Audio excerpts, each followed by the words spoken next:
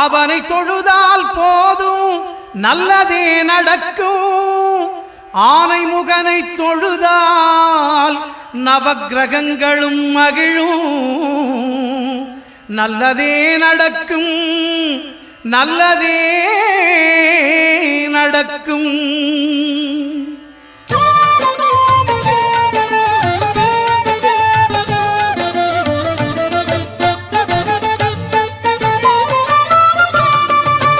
ஒன்பது கோளும் ஒன்றாய் காண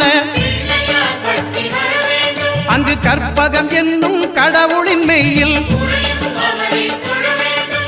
ஒன்பது கோளும் ஒன்றாய் காண அங்கு கற்பகம் என்னும் கடவுளின் மெய்யில்